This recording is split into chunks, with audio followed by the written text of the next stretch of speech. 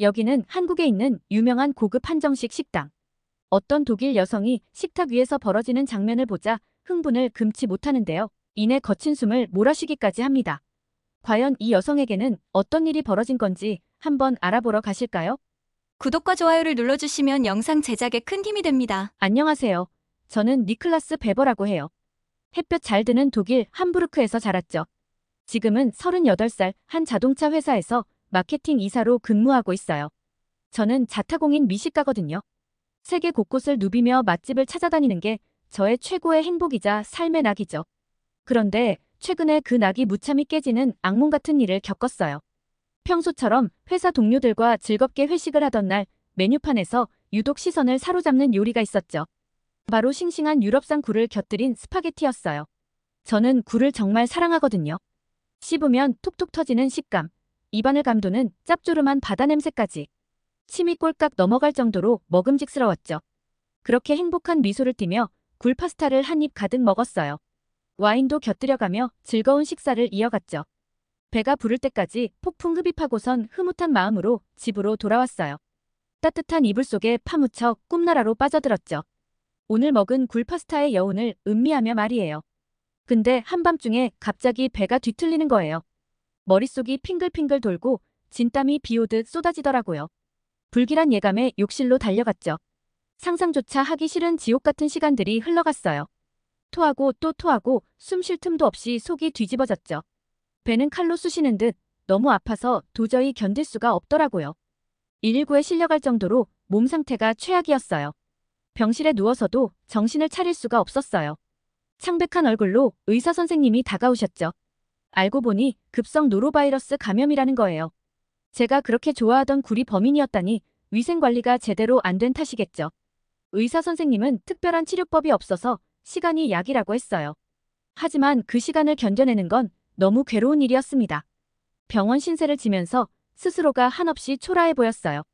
거울 속의 제 모습은 누군지 몰라보게 변해버렸죠. 볼은 움푹 패이고 핏기 없는 입술은 바싹 말라붙었어요. 아무리 씻어도 굴냄새가 코끝에서 맴도는 것만 같더라고요.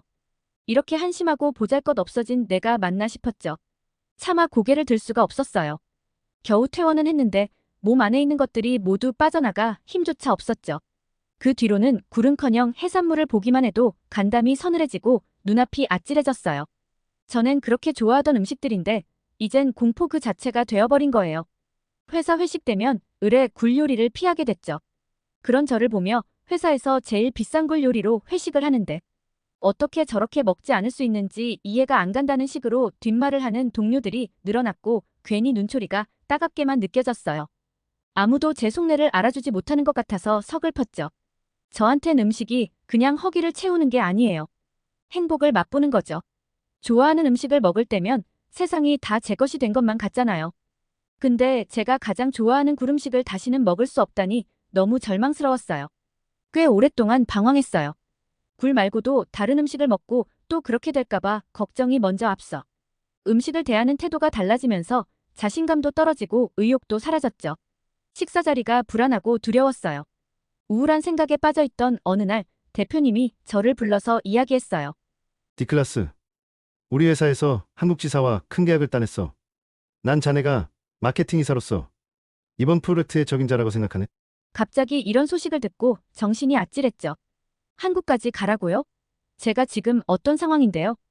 아무리 일이 중요하다지만 지금 당장은 엄두가 나질 않았어요. 휴전국이라 북한의 도발 위험도 높고 사회가 불안할 거라고 막연히 생각했거든요.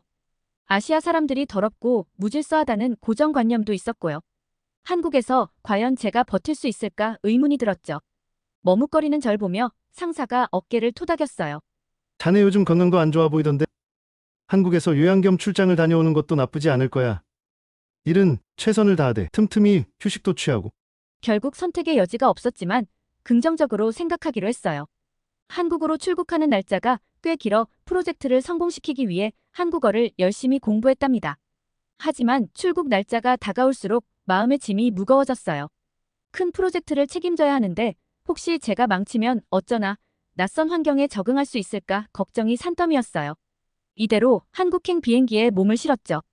인천공항에 내리니 왠지 모를 묘한 기분이 들더라고요. 들뜬 마음 반, 두려운 마음 반.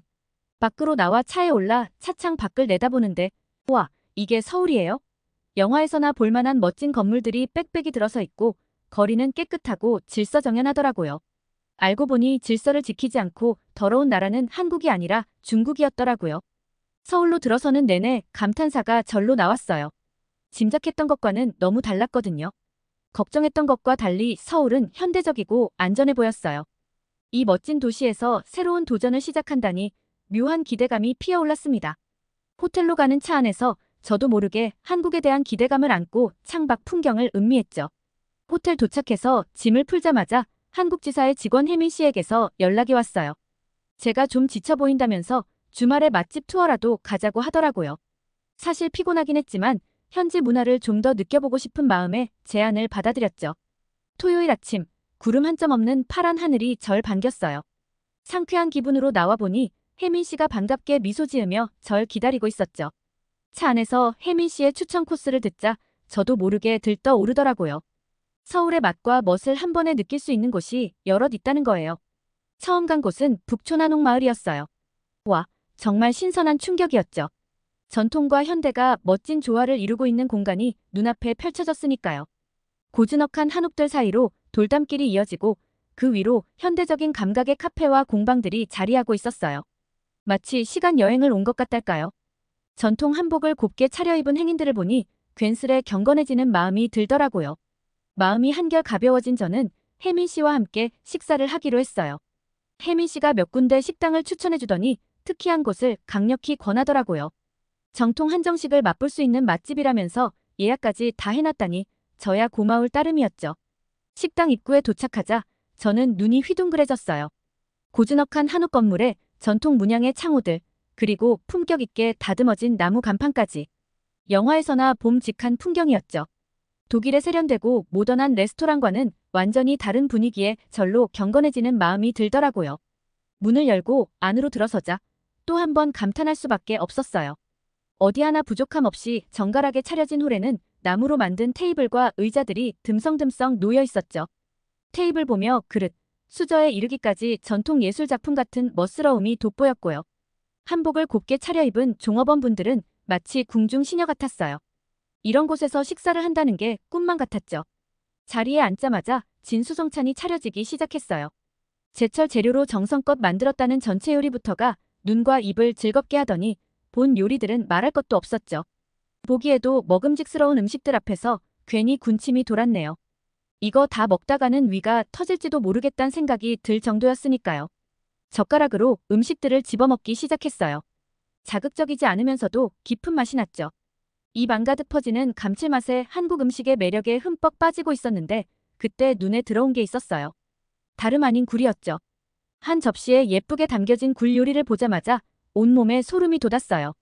생각지도 못한 곳에서 굴과 마주하게 될 줄이야 순간 머릿속이 하얘지면서 속이 울렁거리는 느낌이 들었죠. 손이 부들부들 떨리고 입안은 바싹바싹 말라갔어요. 아직도 그때의 고통스러운 기억이 떠올라 견딜 수가 없었거든요. 그런 절 보며 혜민 씨가 의아한 얼굴로 물었어요. 니클라스 씨, 왜 그러세요? 별로 안 좋아하시는 음식인가 봐요? 순간 너무 당황해서 어버버 말을 더듬었어요. 아니 사실 전에 굴을 먹고 식중독에 걸린 적이 있어서요. 그 뒤로 트라우마가 생겨서 굴은 먹기 힘들어요. 생각해 주셨을 텐데. 죄송해요. 쑥스러운 마음에 고개를 푹 숙였죠. 분명 혜민 씨도 실망하셨겠죠. 근데 의외로 혜민 씨는 이해한다는 표정을 지으면서 이렇게 말하는 거예요. 아, 그렇군요. 많이 힘드셨겠어요. 사실 한국의 굴은 유럽이나 다른 나라에 비해 품질이 우수하기로 유명하답니다.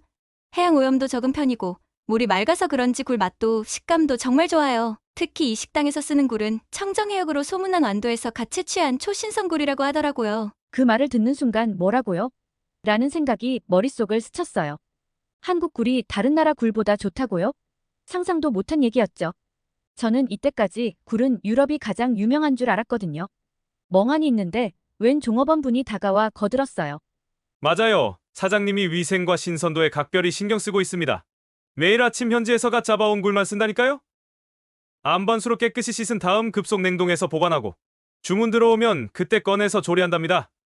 굴에 대한 불신이 있으신 분들도 여기 굴은 믿고 드실 수 있어요. 순간 머릿속이 복잡해졌어요. 그동안 굴에 대해 가졌던 두려움과 편견이 무너지는 느낌이랄까요? 이 굴이 정말 다를까 하는 의구심도 들고요. 한참을 망설이다 떨리는 손으로 젓가락을 들었어요. 천천히 굴을 집어 입에 넣는 순간 새로운 세계가 펼쳐졌다고 해야 할까요? 너무 신선해서 느껴지는 아삭아삭한 식감에 싱싱한 바다 내음이 확 풍겨오는 거예요. 씹으면 씹을수록 고소한 맛이 진해지면서 은은한 단맛도 느껴지고요. 이건 제가 평생 먹어본 그 어떤 굴과도 완전히 달랐어요. 먹으면서도 믿기지가 않더라고요. 이렇게 맛있는 굴이 있다니. 그동안 겪은 괴로움이 무색해질 정도로 황홀한 맛이었죠.